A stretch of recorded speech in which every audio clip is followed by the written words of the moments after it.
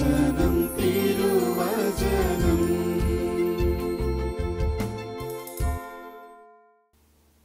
ഈശോയിൽ ഏറ്റവും പ്രിയപ്പെട്ടവരെ, നാം ചിന്തിക്കുന്ന വചനഭാഗം കാനായിലെ വിവാഹ വിരുന്നിനെക്കുറിച്ചാണ്. യോഹന്നാൻ്റെ സുവിശേഷം 2-ാമത്തെ അധ്യായം 1 മുതൽ 12 വരെയുള്ള വചനങ്ങൾ. 3-ാം ദിവസം ഗലീലിലെ കാനായിൽ ഒരു വിവാഹ വിരുന്ന് നടന്നു. യേശുവിൻ്റെ അമ്മ അവിടെയുണ്ടായിരുന്നു. യേശുവും ശിഷ്യന്മാരും വിരുന്നിന് ക്ഷണിക്കപ്പെട്ടിരുന്നു.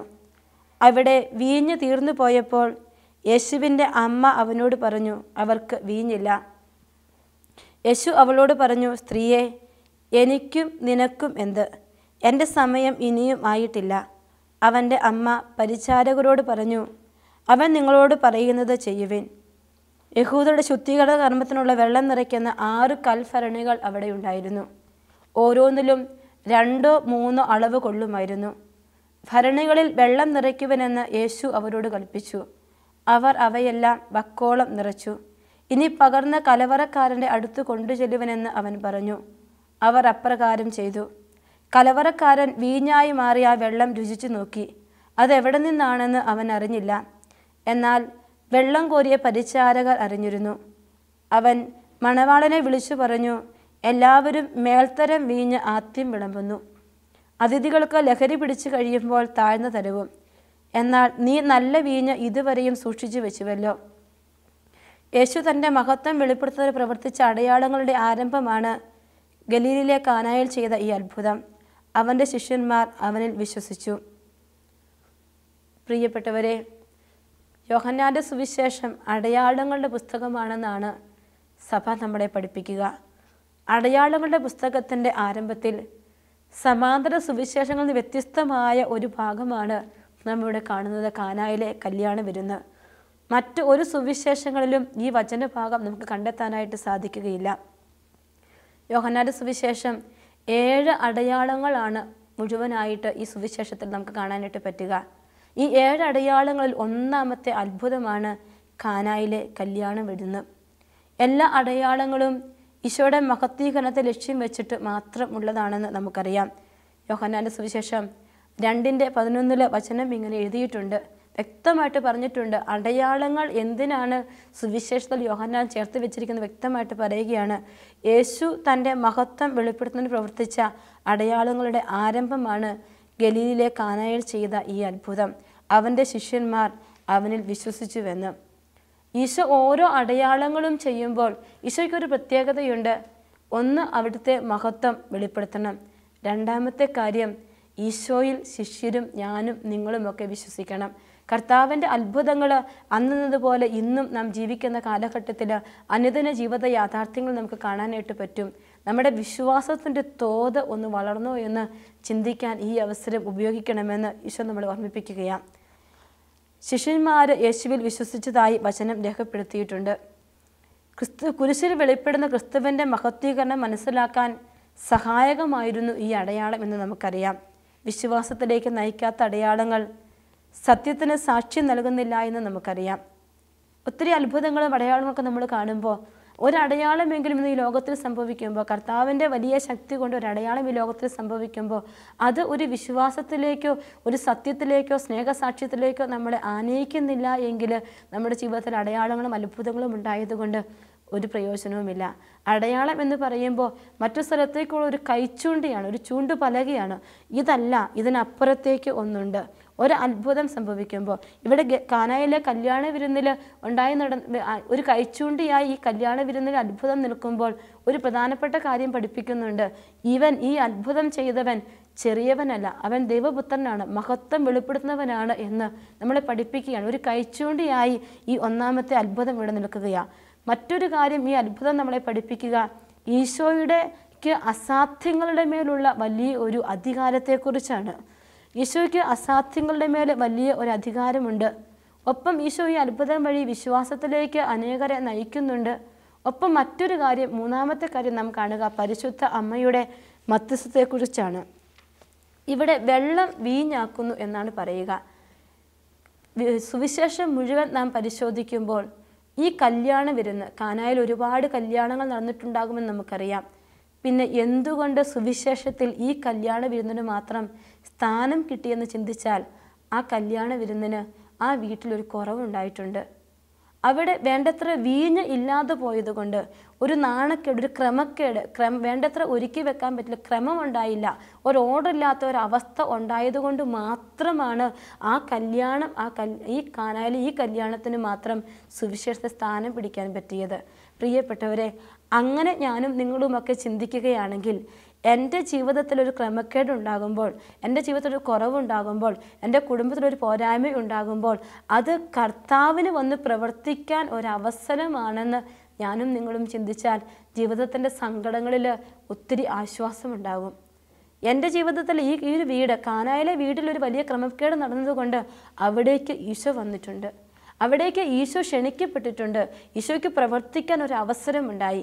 എവിടെ എനിക്ക് കുറവ് വരുന്നോ, എവിടെ എനിക്ക് ഇല്ലായ്മ വരുന്നോ അവിടെ ഞാൻ ചിന്തിക്കേണ്ട ഒരു കാര്യമാണ്, ഈ ക്രമക്കേടിലേക്ക് എൻ്റെ കർത്താവ് ഇറങ്ങി പ്രവർത്തിക്കാൻ പോവുകയാണ്. എൻ്റെ കർത്താവ് ഇറങ്ങി പ്രവർത്തിക്കാൻ ഒരവസരമാണെന്ന് ഇന്ന് നാം ചിന്തിക്കണമെന്ന് ഈശോ നമ്മളെ പഠിപ്പിക്കുന്നുണ്ട്. ഇവിടെ വെള്ളം വീഞ്ഞാക്കുന്ന അത്ഭുതം, സുന്ദരമായ ഒരു അത്ഭുതം, മാനുഷിക ബുദ്ധിക്ക് ചിന്തിച്ചാൽ മനസ്സിലാക്കാൻ പറ്റാത്ത ഒരത്ഭുതമാണ്. പ്രകൃതിയിലുണ്ട് ഒത്തിരി അത്ഭുതങ്ങൾ. മുന്തിരിച്ചെടി നട്ടു, വെള്ളം ഒഴിച്ച് നമ്മൾ കൊടുക്കും, വളം കൊടുക്കും. മുന്തിരിച്ചെടി ഈ വെള്ളം വലിച്ചെടുത്തിട്ട് അതിനെ മുന്തിരിയാക്കി മാറ്റുന്നത് നമുക്കറിയാം. എന്നാൽ ഈ മുന്തിരിയിൽ നിന്ന് വീഞ്ഞിലേക്ക് കുറേ അധികം ദൂരമുണ്ട്. ഈ മുന്തിരി പാകമായി കഴിഞ്ഞ് അതിനെ പറിച്ചെടുത്ത് മറ്റു പ്രോസസ്സുകളൊക്കെ ചെയ്താൽ മാത്രമാണ് അത് വീഞ്ഞായി മാറുകയുള്ളൂ. പ്രകൃതിയിൽ മുന്തിരിക്ക് ചുവട്ടിലേക്ക് ഒഴിച്ചു കൊടുക്കുന്ന വെള്ളം വലിച്ചെടുത്തിട്ട് ആ ചെടി വളർന്ന് അവിടെ മുന്തിരി ഉണ്ടാകും നമുക്ക് കാണും. അതൊരു അത്ഭുതമാണ്.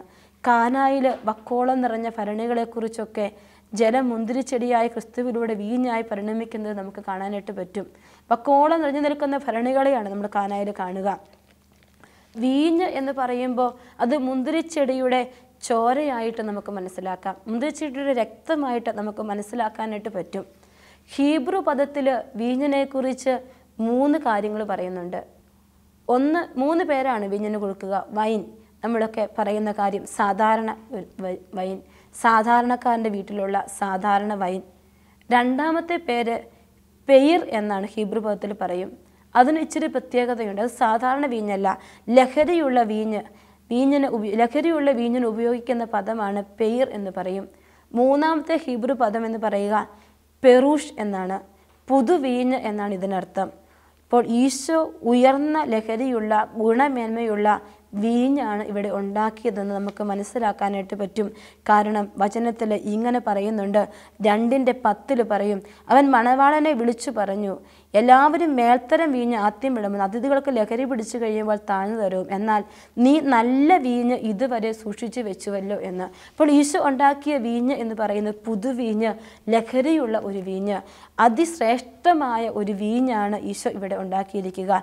ഈശോ വെള്ളം വീഞ്ഞാക്കിയപ്പോൾ യോഹന്നാൻ്റെ സുവിശേഷത്തിൽ ഹീബ്രു ബൈബിളിൽ ഈ വീഞ്ഞിനെക്കുറിച്ച് ഉപയോഗിക്കുന്ന പദം പെറൂഷ് എന്നാണ്, പുതുവീഞ്ഞ് എന്നാണ് ഉപയോഗിച്ചിരിക്കുക. ക്രിസ്തു വന്നിരിക്കുന്നത് ഏറ്റവും മേന്മയുള്ള, ഗുണമുള്ള, ലഹരിയുള്ള ഒരു പുതുവീഞ്ഞ് എൻ്റെ ജീവിതത്തിലേക്ക് നൽകാനാണെന്ന് ഈ കാനായിലെ കല്യാണ വിരുന്നിലെ 1ാമത്തെ പാഠം നമ്മളെ പഠിപ്പിക്കും. ഈ കാനായിലെ കല്യാണ വിരുന്നിൽ നമ്മളെ പഠിപ്പിക്കുന്ന ഏറ്റവും പ്രധാനപ്പെട്ട ഭാഗം എന്ന് പറയുക, ഈശോ വന്നിരിക്കുന്നത്, ആദ്യമേ പറഞ്ഞു, ക്രമക്കേടുള്ള കുടുംബത്തിലേക്ക് ഈശോ കടന്നു വരുമ്പോൾ അവിടെ ഒരു അനുഗ്രഹമുണ്ട്. ഈശോ പ്രവർത്തിക്കാൻ ഒരു അവസരം വെച്ചിരിക്കുക. അവൻ എന്തിനാ എൻ്റെ വീട്ടിലേക്ക് വരുന്നത്? ഈ വീട്ടിലേക്ക് ഈശോ ചെന്നപ്പോൾ ഒരു അത്ഭുതം ചെയ്തെങ്കിൽ ഇന്ന് ഈശോ എൻ്റെ വീട്ടിലേക്ക് വരുന്നത് ഒരു പുതുവീഞ്ഞ് നൽകാനാണ്, ഗുണമേന്മയുള്ള വ്യക്തിയാക്കി എന്നെ മാറ്റാൻ, കുറച്ചുകൂടി ലഹരിയുള്ള, ദൈവസ്നേഹത്തിൻ്റെ ലഹരിയുള്ള വ്യക്തിയാക്കി എന്നെ മാറ്റാനായിട്ടാണ് എൻ്റെ ഈശോ വരുന്നതെന്ന് നമ്മളെ പഠിപ്പിക്കുന്നുണ്ട്. നമ്മൾ ഈ വീഞ്ഞ് വെള്ളമാക്കി മാറ്റുന്ന ഈ യാഥാർത്ഥ്യത്തെക്കുറിച്ച് ചിന്തിക്കുമ്പോൾ പഴയ നിയമത്തിലെ ഒരു ഭാഗത്തെക്കുറിച്ച് കൂടി നാം ചിന്തിക്കുന്നത് നല്ലതാണ്.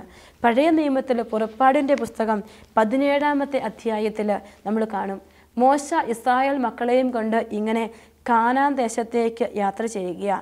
സീൻ മരുഭൂമിയിൽ നിന്ന് പുറപ്പെട്ട കർത്താവിൻ്റെ നിർദ്ദേശമനുസരിച്ച് പടിപടിയായി യാത്ര ചെയ്ത് റഫീദീമിൽ എത്തി പാളയമിടിച്ചെന്ന് പുറപ്പാട് 17ാമത്തെ അധ്യായം 1ാമത്തെ വചനം നാം കാണും. 2ാമത്തെ വചനത്തിൽ ഈ ഇസ്രായേൽ മക്കൾ മോശയെ കുറ്റപ്പെടുത്തുക. മോശയെ കുറ്റപ്പെടുത്തിക്കൊണ്ട് ഞങ്ങൾക്ക് കുടിക്കാൻ വെള്ളം തരിക എന്ന് പറഞ്ഞു. മോശ അവരോട് പറഞ്ഞു, നിങ്ങൾ എന്തിന് എന്നെ കുറ്റപ്പെടുത്തുന്നു? എന്തിന് കർത്താവിനെ പരീക്ഷിക്കുന്നു? ദാഹിച്ച് വലഞ്ഞിരിക്കുന്ന മോശയ്ക്കെതിരെ പരാതിപ്പെട്ട് വളരെ വേദനിച്ച് ബുദ്ധിമുട്ടി മോശ ഇങ്ങനെ നിൽക്കുമ്പോൾ പുറപ്പാട് 17:6 ഒരു വചനം നാം വായിക്കും. ഇതാ നിനക്ക് മുമ്പിൽ ഘോരപ്പാറമേൽ ഞാൻ നിൽക്കും, നീ ആ പാറയിൽ അടിക്കണം, അപ്പോൾ അതിൽ നിന്ന് ജനത്തിന് കുടിക്കാൻ വെള്ളം പുറപ്പെടും. ഇസ്രായേൽ ശ്രേഷ്ഠന്മാരുടെ സാന്നിധ്യത്തിൽ മോശ അങ്ങനെ ചെയ്തുവെന്ന് വചനം എഴുതിയിട്ടുണ്ട്. പാറയിൽ നിന്ന് ജലം കൊടുത്ത് മോശയുടെ കരങ്ങൾ വഴി ദൈവം ഒരു അത്ഭുതം ചെയ്ത് ജനത്തെ തൃപ്തമാക്കിയത് നമുക്ക് കാണാനായിട്ട് പറ്റും. അവിടെ അതിൻ്റെ തുടർച്ചയും പൂർത്തീകരണവുമാണ് ഈ കാനായിലെ കല്യാണ വിരുന്നിൽ ഈശോ ചെയ്തതെന്ന് നമുക്ക് മനസ്സിലാക്കാൻ പറ്റും. പുതിയ നിയമത്തിൽ അവിടുന്ന് ആ വെള്ളത്തെ, അവിടെ വെറും ഒരു വെള്ളമായിരുന്നെങ്കിൽ പഴയ നിയമത്തിലെ ആ ഒരു വെള്ളത്തെ ഈശോ ഏറ്റവും ലഹരിയുള്ള ഗുണമുള്ള പുതിയ വീഞ്ഞാക്കി മാറ്റിയിരിക്കുന്നു. വീണ്ടും നമ്മൾ കാണും, അവർക്ക് വീഞ്ഞില്ല എന്ന് പരിശുദ്ധ അമ്മ വന്ന് പറയുമ്പോൾ അമ്മ അവരോട് പറയും. ഇപ്പോൾ ഈശോ ചോദിക്കും, എനിക്കും നിനക്കും എന്താ എന്നൊക്കെ ചോദിച്ച് 5-ാമത്തെ വചനത്തിൽ ഇങ്ങനെ കാണും. അമ്മ പരിചാരകരോട് പറഞ്ഞു, അവൻ നിങ്ങളോട് പറയുന്നത് ചെയ്യുവൻ. 6-ാമത്തെ വചനം, യഹൂദരുടെ ശുദ്ധീകരണ കർമ്മത്തിനുള്ള വെള്ളം നിറയ്ക്കുന്ന 6 കൽഭരണികൾ അവിടെ ഉണ്ടായിരുന്നു. 2-3 അളവ് കൊള്ളുമായിരുന്നു ഓരോന്നിലും. ഭരണികളിൽ വെള്ളം നിറയ്ക്കുവനെന്ന് ഈശോ പറഞ്ഞു. ഭരണികളിൽ വെള്ളം എടുത്തു വയ്ക്കൂ എന്നല്ല ഈശോ പറഞ്ഞത്, ഭരണികളിൽ വെള്ളം നിറയ്ക്കുവൻ എന്ന് ഈശോ പറഞ്ഞു. 6 കൽഭരണികളെ വെള്ളമാണ് ഈശോ വീഞ്ഞാക്കി മാറ്റിയത്. ഓരോന്നിലും വക്കോളം കൊള്ളുമായിരുന്നു വെള്ളമുണ്ടായിരുന്നുവെന്ന്, 2-3 അളവ് കൊള്ളുമായിരുന്നുവെന്ന് അവിടെ എഴുതി വെച്ചിട്ടുണ്ട്. അപ്പോൾ 9 ഗാലൺ ചേർന്ന ഒരളവ്, 9 ഗാലൺ ചേർന്ന ഒരളവാണ്. ഒരു കുടത്തിൽ 30 ഗാലൺ വെച്ച് 6 കുടത്തിൽ 180 ഗാലൺ ജലം വരും. അതായത് 900 ലിറ്റർ ജലമുണ്ട്. ഇത്രയും ജലം, 900 ലിറ്ററിൻ്റെ വീഞ്ഞിൻ്റെ ആവശ്യമൊന്നും ആ കുടുംബത്തിലില്ല. ഇത്രയും ജലം അവിടുന്ന് വീഞ്ഞാക്കി മാറ്റി എന്ന് പറയുമ്പോൾ ഒരു കല്യാണത്തിന് ഉപയോഗിച്ച് മറ്റൊരു കല്യാണത്തിന് ഉപയോഗിക്കാൻ മാത്രം വലിയ സമൃദ്ധിയുടെ ഒരു വീഞ്ഞ് നമുക്കവിടെ കാണാനായിട്ട് പറ്റും. ഈശോ തരുന്നതിനൊന്നും കുറവുണ്ടാവില്ല. മറ്റൊരു പാഠമാണ് നമ്മളെ പഠിപ്പിക്കുക. ഈശോ എൻ്റെ കുടുംബത്തിലേക്ക് വന്നു, എൻ്റെ ജീവിതത്തിൻ്റെ കുറവുകളിലേക്ക് ഈശോ വന്നു. അവൻ പ്രവർത്തിക്കാൻ തുടങ്ങിയപ്പോൾ അവൻ എനിക്ക് പുതുവീഞ്ഞ്, ഗുണമേന്മയുള്ള വീഞ്ഞ്, ലഹരിയുള്ള വീഞ്ഞ് തന്നപ്പോൾ അത് വളരെ കുറച്ചല്ല തന്നത്, സമൃദ്ധിയായി തന്നു. ഈശോയുടെ ഒരു പ്രത്യേകത അതാണ്. നമ്മൾ സുവിശേഷം മുഴുവൻ പരിശോധിക്കുമ്പോൾ ഒരു കുഷ്ഠരോഗിയെ സുഖപ്പെടുത്തിയപ്പോൾ അവൻ്റെ ആത്മാവിനെയും മനസ്സിനെയും ഹൃദയത്തെയും ഈശോ സുഖപ്പെടുത്തി. ഒരു ലാസനെ ഉയർപ്പിച്ചപ്പോൾ മത്താടെ മറിയത്തിൻ്റെ സങ്കടം കൂടി ഈശോ മാറ്റിക്കൊടുത്തു. വിധവയായ അമ്മയുടെ മകനെ ഈശോ ഉയർപ്പിച്ചപ്പോൾ ആ വിധവയുടെ സന്തോഷം കൊടുത്തു ഈശോ അവർക്ക്. ഈശോ ചെയ്യുന്ന എല്ലാ കാര്യങ്ങളിലും കുറച്ചല്ല, സമൃദ്ധിയാണ്, വളരെ വളരെ വലുതാണ്. യോഹന്നാൻ്റെ സുവിശേഷം 6-ാമത്തെ അധ്യായത്തിൽ നമ്മൾ കാണും. 6-ാമത്തെ അധ്യായത്തിൽ നമ്മൾ കാണുന്ന പ്രധാനപ്പെട്ട ഒരു കാര്യമുണ്ട്. ഈശോ ചെയ്യുന്ന വലിയ ഒരു അത്ഭുതമാണ്. ഈശോ അപ്പം വർദ്ധിപ്പിക്കുന്ന അത്ഭുതമാണ് നമ്മൾ കാണുന്നത്. ഈശോ അപ്പം വർദ്ധിപ്പിച്ച് കഴിയുമ്പോൾ 6-ാമത്തെ അധ്യായത്തിൽ നമ്മൾ ഇങ്ങനെ കാണും. 13-ാമത്തെ വചനത്തിൽ ഇങ്ങനെ കാണും. 5 ബാർലി അപ്പത്തിൽ ജനങ്ങൾ ഭക്ഷിച്ചതിന് ശേഷം മിച്ചം വന്ന കഷ്ണങ്ങൾ 12 കുട്ട നിറയെ അവർ ശേഖരിച്ചു എന്ന്. 12 കുട്ട നിറയെ അവർ ശേഖരിച്ചു. കുറച്ചല്ല, കഴിച്ചതിന് ശേഷം മിച്ചം വരുന്ന വിശപ്പടക്കിയിട്ടും ബാക്കി അപ്പക്കഷ്ണങ്ങൾ ശേഖരിച്ച് വയ്ക്കുന്ന ഒരവസ്ഥയിലേക്ക് കർത്താവ് സമൃദ്ധി തന്നിരിക്കുകയാണ്. ഈ കാനായിലെ കല്യാണ വിരുന്നിനെ കുറിച്ച് നമ്മൾ ധ്യാനിക്കുമ്പോൾ സമൃദ്ധി തരുന്ന ഒരു ദൈവത്തെ നമ്മളിവിടെ കണ്ടുമുട്ടും. ലൂക്കായുടെ സുവിശേഷത്തിൽ നമ്മൾ വായിക്കുന്ന ഒരു കാര്യമുണ്ട്. ദുഷ്ടൻ്റെയും ശിഷ്ടൻ്റെയും മേൽ ഒരുപോലെ മഞ്ഞും മഴയും പെയ്യിക്കുന്ന ദൈവം. കർത്താവ് ഇവിടെ കുറച്ചു പേരല്ലേ ഭക്ഷിക്കാനുള്ളൂ, അത് മതി എന്നല്ല, സമൃദ്ധിയോടെ എല്ലാവർക്കും ഒരുപോലെ കൊടുക്കുന്ന ഒരു ദൈവത്തെ നമ്മളിവിടെ കാണുന്നുണ്ട്. മറ്റൊരു കാര്യം നമുക്ക് ശ്രദ്ധിക്കാനുള്ളത്, ഈ കല്യാണ വിരുന്നിലെ ഏറ്റവും വലിയ ആകർഷകത്വം എന്ന് പറയുക മണവാളനും മണവാട്ടിയുമാണ്. പക്ഷേ മണവാളനെയും മണവാട്ടിയെയും കുറിച്ച്, പ്രത്യേകിച്ച് മണവാട്ടിയെക്കുറിച്ച് ഒരു വാക്കുപോലും ഈ കല്യാണ വേളയിലെ വചനം പറയുമ്പോൾ ഒന്നും പറയുന്നില്ല. ജസ്റ്റ് മണവാളനെ ഒന്ന് പരാമർശിക്കുകയാണ്. മണവാളിനെ വിളിച്ചിട്ട് ഇത്രയും പറയും, നീ മേൽത്തരം വീഞ്ഞ് യോഹന്നാൻ 2:10 പറയും, അവർ മണവാളനെ വിളിച്ചു പറയും, എല്ലാവരും മേൽത്തരം വീഞ്ഞ് ആദ്യം വിളമ്പുന്നു, അതിഥികൾക്ക് ലഹരി പിടിച്ചു കഴിയുമ്പോൾ താഴ്ന്നു തരുവും. എന്നാൽ നീ നല്ല വീഞ്ഞ് ഇതുവരെയും സൂക്ഷിച്ചു വെച്ചുവല്ലോ. ആ ഒരു സ്ഥലത്ത് മാത്രമാണ് മണവാളനെക്കുറിച്ച് പറയുക. അപ്പോൾ ഈ വിവാഹ വിരുന്നിനെക്കുറിച്ച് ഈ സുവിശേഷത്തിൽ രേഖപ്പെടുത്തുമ്പോൾ എന്താണ് ഇതിൻ്റെ പ്രസക്തി എന്ന് നാം ചിന്തിക്കേണ്ടതുണ്ട്. അവിടുത്തെ പ്രധാനപ്പെട്ട ആകർഷണത്തെ മണവാളിനും മണവാട്ടിയാണെങ്കിൽ അവരെക്കുറിച്ച് കൂടുതലൊന്നും പറയാതിരിക്കുമ്പോൾ യോഹന്നാൻ നമ്മെ മറ്റൊരു കാര്യം പഠിപ്പിക്കുന്നുണ്ട്. ക്രിസ്തുവാണ് യഥാർത്ഥ മണവാളനെന്ന്. ഒരു കല്യാണ വിരുന്നിൽ മണവാളിൻ്റെ റെസ്പോൺസിബിലിറ്റിയാണ്, എല്ലാവർക്കും ഉത്തരവാദിത്വമാണ് എല്ലാവർക്കും വീഞ്ഞു കൊടുക്കുക എന്നുള്ളത്. ഇവിടെ മണവാളൻ വീഞ്ഞു കൊടുക്കുന്നില്ല. മണവാളിനെ ജസ്റ്റ് വിളിച്ചിട്ട് പറയും. മണവാളിൻ്റെ റെസ്പോൺസിബിലിറ്റി അവിടെ നിറവേറ്റാൻ പറ്റിയിട്ടില്ല, കാരണം വീഞ്ഞ് തീർന്നു പോയി. ആ കല്യാണം അലങ്കോലപ്പെട്ട് നിൽക്കുമ്പോൾ യഥാർത്ഥ മണവാളനാണ് ക്രിസ്തു അവിടെ ചെന്നിട്ട് അവനൊരു അത്ഭുതം ചെയ്യുകയാണ്. അവൻ എല്ലാവർക്കും സമൃദ്ധിയായി മതിയാവോളം, ക്ഷണിക്കപ്പെട്ട എല്ലാവർക്കും മതിയാവോളം വീഞ്ഞു കൊടുത്തുവെന്ന് നമ്മൾ വചനത്തിൽ വായിക്കുന്നുണ്ട്, നമ്മൾ മനസ്സിലാക്കുന്നുണ്ട്, നമുക്ക് അറിയാം. ലൂക്കായുടെ സുവിശേഷം 2-ാമത്തെ അധ്യായം 9-ാമത്തെ വചനം ഇങ്ങനെ എഴുതിയിട്ടുണ്ട്, കർത്താവിൻ്റെ മഹത്വം അവരുടെ മേൽ പ്രകാശിച്ചു. കർത്താവിൻ്റെ മഹത്വം അവരുടെ മേൽ പ്രകാശിച്ചു എന്ന് പറയുമ്പോൾ ആ വലിയ മഹത്വീകരണമാണ് ഈ കാനായിലെ കല്യാണ വിരുന്നിൽ യഥാർത്ഥ ക്രിസ്തു മണവാളൻ ചെയ്തതെന്ന് നമുക്ക് മനസ്സിലാക്കാനായിട്ട് പറ്റും. കർത്താവിൻ്റെ മഹത്വം നമ്മിൽ വെളിവാക്കത്തക്ക വിധം, പ്രകാശിക്കപ്പെടത്തക്ക വിധം ജീവിതം ക്രിസ്തുവെന്ന മുന്തിരിച്ചെടിയുടെ വേരിനോടങ്ങ് ചേർത്ത് നിൽക്കണം. എൻ്റെ ജീവിതത്തിലേക്ക് ക്രിസ്തുവിൻ്റെ മഹത്വം വെളിപ്പെടാനായിട്ട് അവനോടങ്ങ് ചേർന്ന് നിൽക്കാൻ ഈശോ നമ്മളെ പഠിപ്പിക്കുകയാണ്. ഇനി വരാനിരിക്കുന്ന കാലഘട്ടം, ഈശോയുടെ കാലഘട്ടം സമൃദ്ധിയുടെ കാലഘട്ടമാണ് എന്ന് തമ്പുരാൻ ശിഷ്യന്മാരെ പഠിപ്പിക്കുക കൂടി ചെയ്യുന്നുണ്ട്. ഈ 900 ലിറ്റർ വീഞ്ഞ്, വെള്ളം അവിടുന്ന് വീഞ്ഞാക്കി മാറ്റിയപ്പോൾ ഈശോ മറ്റൊരു കാര്യം പഠിപ്പിക്കുകയാണ്. വരാനിരിക്കുന്ന ഈശോയുടെ കാലഘട്ടം എന്ന് പറയുക സമൃദ്ധിയുടെ കാലഘട്ടമാണ്. ഇവിടുന്ന് തുടങ്ങിയിട്ടേ ഉള്ളൂ. ഈശോ ജസ്റ്റ് പ്രവർത്തനം തുടങ്ങിയപ്പോൾ ആദ്യം ചെയ്ത അടയാളമാണ് കാനായിലെ കല്യാണം വരുന്നത്. അപ്പോൾ അവരോട് പറഞ്ഞു കൊടുക്കുകയാണ്, നിങ്ങൾക്ക് ഇനി സമൃദ്ധിയുടെ കാലഘട്ടമാണ്. ആരൊക്കെ യേശുവിനോട് ചേർന്ന് ജീവിക്കുന്നു അവൻ്റെ ജീവിതം സമൃദ്ധിയുടെ കാലഘട്ടമാണ്. അവൻ്റെ ജീവിതത്തിൽ ഒന്നിനും കുറവുണ്ടാവില്ല. ക്രമക്കേടിൽ ദൈവം ഇറങ്ങി വന്ന് പ്രവർത്തിക്കുമെന്ന് നമ്മളെ പഠിപ്പിക്കുകയാണ്. യേശു ക്രിസ്തു വഴി കൈവന്ന കൃപയുടെ ഒരു കുത്തൊഴുക്കിൻ്റെ അടയാളമാണ് ഈ കാനായിലെ കല്യാണം വരുന്നത്. കൃപ ഇങ്ങനെ കവിഞ്ഞ് നിറഞ്ഞ് ഒഴുകി, കൃപ വർദ്ധിച്ചു വന്ന ഒരു കവിഞ്ഞൊഴുകലിൻ്റെ അനുഭവമാണ് കാനായിലെ കല്യാണം വരുന്നത്. യോഹന്നാൻ്റെ സുവിശേഷം 1-ാമത്തെ അധ്യായത്തിൽ 17-ാമത്തെ വചനത്തിൽ നമ്മൾ ഇങ്ങനെ കാണും, നിയമം മോശ വഴി നൽകപ്പെട്ടു, കൃപയും സത്യവുമാകട്ടെ യേശു ക്രിസ്തു വഴിയുണ്ടായി. നിയമം മോശ വഴി നൽകപ്പെട്ടു, കൃപയും സത്യവുമാവട്ടെ യേശു ക്രിസ്തു വഴി ഉണ്ടായി എന്ന് നമ്മൾ വചനത്തിൽ കാണും. 3 കാര്യങ്ങളാണ് കാനായിലെ കല്യാണ വിരുന്നിൽ നമ്മൾ പറഞ്ഞു വെച്ചത്. 1-ാമത്തെ കാര്യം, ഈശോ അവിടെ വലിയൊരു അത്ഭുതം ചെയ്ത് അടയാളം ചെയ്ത് ശിഷ്യരെ വിശ്വാസത്തിലേക്ക് കൊണ്ടുവരുന്നു, വിശ്വാസത്തിലേക്ക് അവരെ ചേർത്ത് പിടിക്കുന്നു. 2-ാമത്തെ കാര്യം, അസാധ്യങ്ങളുടെ മേലുള്ള ഈശോയുടെ അധികാരത്തെ നമുക്ക് വെളിപ്പെടുത്തി തരുന്നു. 3-ാമത്തെ ഏറ്റവും പ്രധാനപ്പെട്ട ഒരു കാര്യമുണ്ട്, പരിശുദ്ധ അമ്മയുടെ മധ്യസ്ഥം, പരിശുദ്ധ അമ്മയുടെ ഇടപെടലുകൾ. 2 വാക്കുകൾ മാത്രമാണ് അമ്മ പറയുക. ഒന്ന്, അമ്മ പറയും, മകനെ അവർക്ക് വീഞ്ഞില്ല എന്ന്. 2-ാമത്തെ കാര്യം, യോഹന്നാൻ സുവിശേഷം 2-ാമത്തെ അധ്യായം 3-ാമത്തെ വചനത്തിൽ അമ്മ പറയും, യേശുവിൻ്റെ അമ്മ പറയും അവർക്ക് വീഞ്ഞില്ല എന്ന്. 3-ാമത്തെ വചനത്തിൽ 5-ാമത്തെ വചനത്തിൽ വീണ്ടും നമ്മൾ കാണും, അവൻ്റെ അമ്മ പരിചാരരോട് പറഞ്ഞു, അവർ നിങ്ങളോട് പറയുന്നത് ചെയ്യുവൻ. അവർക്ക് വീഞ്ഞില്ല എന്നും അവർ നിങ്ങളോട് പറയുന്നത് ചെയ്യുമെന്നും 2 കാര്യങ്ങൾ മാത്രം നിശബ്ദമായി പറയുന്ന ഒരു പരിശുദ്ധ അമ്മയെ നമ്മൾ കാണും. കുറവുകളും ഇല്ലായ്മകളും വല്ലായ്മകളും ആവശ്യങ്ങളുമെല്ലാം അമ്മയുടെ കരുണയുള്ള കണ്ണുകൾ കണ്ടുപിടിക്കുമെന്ന് നമ്മളെ പഠിപ്പിക്കുകയാണ്.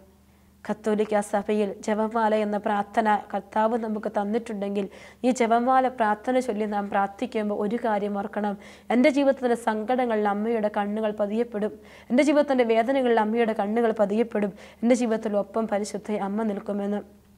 യോഹന്നാൻ്റെ സുവിശേഷം 19-ാമത്തെ അധ്യായത്തിൽ നമ്മളൊരു കാര്യം കാണും. ഈശോയുടെ മേലങ്കിയെക്കുറിച്ച് പറയുന്ന ഒരു വചനമുണ്ട്. യോഹന്നാൻ 19:23 വചനം ഇങ്ങനെ എഴുതിയിട്ടുണ്ട്,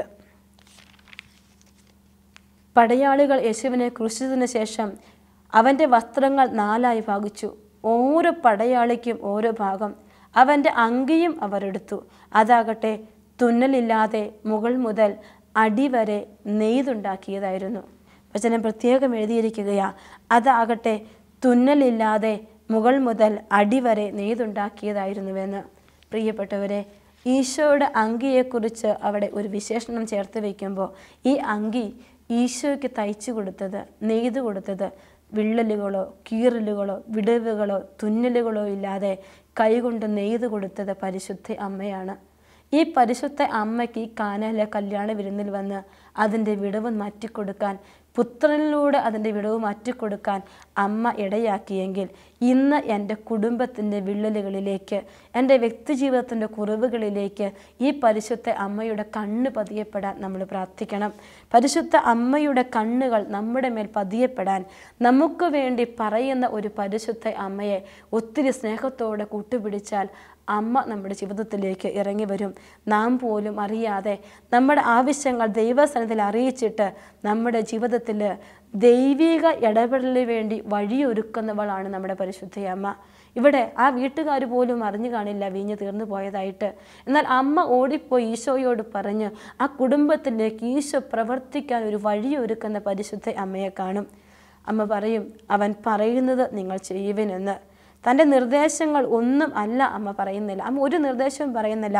ഒറ്റ കാര്യം അമ്മ ഈശോയുടെ അടുത്ത് വന്നിട്ട് പറഞ്ഞു, മോനെ അവർക്ക് വീഞ്ഞില്ല കേട്ടോ, പ്രശ്നം പറഞ്ഞതേ ഉള്ളൂ. വീഞ്ഞ് എങ്ങനെ മേടിക്കണമെന്നോ എന്ത് ചെയ്യണമെന്നോ ഒരു പരിഹാരങ്ങളും അമ്മ നിർദ്ദേശിച്ചില്ല, മറിച്ച് പ്രശ്നങ്ങൾ പറഞ്ഞു.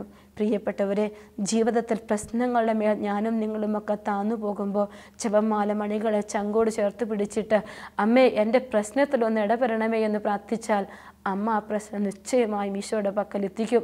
ഈശോയോട് അമ്മ പറഞ്ഞിരിക്കും, അമ്മ പറഞ്ഞ് നമുക്കത് മേടിച്ചു തരും. എൻ്റെ മോളുടെ പ്രശ്നങ്ങളുടെ മേൽ ഇടപെടണേ എന്ന് പുത്രനോട് രക്തക്കണ്ണീരോടെ പ്രാർത്ഥിക്കാൻ ഒരു പരിശുദ്ധ അമ്മ നമുക്കുണ്ട്. ആ പരിശുദ്ധ അമ്മയാണ് യോഹന്നാൻ സ്ലീഹ നമുക്ക് പരിചയപ്പെടുത്തുക. യോഹന്നാൻ സുവിശേഷം 2-ാമത്തെ അധ്യായത്തിൽ ഉചിതമായ പരിഹാരം എന്താണെന്ന് ഈശോയ്ക്ക് അറിയാമെന്ന് നമ്മൾക്ക് വ്യക്തമായി അറിയാം.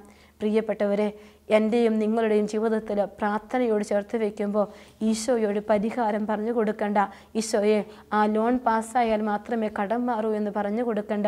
ഈശോയോട് പ്രശ്നങ്ങൾ പറയുക. ഈശോ എൻ്റെ കടം ഇതാണ്, ഈശോ എനിക്ക് കടബാധ്യതയുണ്ട്, ഈശോ എൻ്റെ ജീവിതത്തിൽ കുറവുകളുണ്ട്, എനിക്ക് വീടില്ല, ഈശോയെ നീ പ്രശ്നങ്ങൾ പറ, ഈശോ വഴിയൊരുക്കട്ടെ. അതിനുവേണ്ടി ഈശോയുടെ സന്നിധിയിൽ നമുക്ക് പ്രാർത്ഥിക്കാം. പരിഹാര മാർഗങ്ങൾ പറയാതെ കർത്താവിൻ്റെ പ്രശ്നങ്ങൾ സമർപ്പിച്ച പരിശുദ്ധ അമ്മയുടെ മധ്യസ്ഥം നമ്മുടെ ജീവിതത്തിലുണ്ടാവണം. ജീവിതത്തിൽ ഇത് തിരിച്ചറിഞ്ഞ പരിശുദ്ധ അമ്മയാ ലൂക്ക 1:38 പറഞ്ഞു, ഇതാ കർത്താവിൻ്റെ ദാസി എന്ന്. ഇതുപോലെ ഞാനും നിങ്ങളും പറയട്ടെ, ഈ വചനഭാഗം വായിക്കുമ്പോൾ പരിശുദ്ധ അമ്മയുടെ ശ്രദ്ധേയമായ ഒരു മധ്യസ്ഥം നമ്മുടെ ജീവിതത്തിലുണ്ടാവണം. കരുതി വെച്ചെന്ന വീഞ്ഞ് തീർന്നു പോയപ്പോൾ, അപര്യാപ്തതകൾ ഉണ്ടായപ്പോൾ, ശൂന്യമായ കൽഭരണിലേക്ക് വെള്ളം നിറയ്ക്കാൻ പുത്രനോട് പറഞ്ഞ പരിശുദ്ധ അമ്മ പക്കോളം വെള്ളം നിറച്ച് ശൂന്യതയെ നിറവാക്കി മാറ്റിയ പരിശുദ്ധ അമ്മയുടെ വലിയ മധ്യസ്ഥം നമ്മുടെ ജീവിതത്തിൻ്റെ യാഥാർത്ഥ്യങ്ങൾ ഉണ്ടാവട്ടെ. അതിനുവേണ്ടി നമുക്ക് പ്രാർത്ഥിക്കാം. ഈശോ അങ്ങനെ ഒരു വലിയ പുതിയ വീഞ്ഞിൻ്റെ ലഹരി നമ്മുടെ ജീവിതത്തിൽ തരാൻ ആഗ്രഹിച്ച് നമുക്ക് പ്രാർത്ഥിക്കാം. കർത്താവെ, ജീവിതത്തിൻ്റെ ശൂന്യതയിൽ ക്രമക്കേടുകളിൽ നീ പ്രവർത്തിക്കുന്ന വഴികളാണ് തിരിച്ചറിയാൻ, നിൻ്റെ പരിശുദ്ധ അമ്മ എൻ്റെ പ്രശ്നം നിൻ്റെ സന്നിധി എത്തിക്കുമെന്ന് തിരിച്ചറിയാൻ അമ്മയോട് ചേർന്ന് നിൻ്റെ ഇടപെടലിന് വേണ്ടി പ്രാർത്ഥിക്കാൻ എന്നെ പഠിപ്പിക്കണമേ. എൻ്റെ പരിശുദ്ധ അമ്മയുടെ കരങ്ങളിലേക്ക് ജീവിതത്തിൻ്റെ വിരൽത്തുമ്പുകളെ ചേർത്ത് വെച്ച് തുന്നലുകളും വിള്ളലുകളും ഒന്നുമില്ലാത്ത അങ്ങയുടെ മേലങ്കി കൊണ്ട് എന്നെ പൊതിയാൻ അമ്മയോട് പ്രാർത്ഥിക്കാൻ ഈശോയെ എന്നെ പഠിപ്പിക്കണമേ. എൻ്റെ ഈശോയെ, എൻ്റെ ജീവിതത്തിൻ്റെ എല്ലാ അവസ്ഥകളെയും എല്ലാം ഒരിക്കൽ കൂടി നിനക്ക് സമർപ്പിക്കുന്നു. നിൻ്റെ വലിയ കൃപ ഞങ്ങളിലേക്ക് ഒഴുകപ്പെടട്ടെ. അവിടുത്തെ സന്നദ്ധകൾ ഞങ്ങളെ തന്നെ സമർപ്പിച്ചുകൊണ്ട് ഞങ്ങൾ ഒന്ന് ചേർന്ന് അങ്ങേ ആരാധിക്കുകയും സ്തുതിക്കുകയും മഹത്വപ്പെടുത്തുകയും ചെയ്യുന്നു. നിത്യം പിതാവും പുത്രനും പരിശുദ്ധാത്മാവുമായ സർവേശ്വര. ആമേൻ.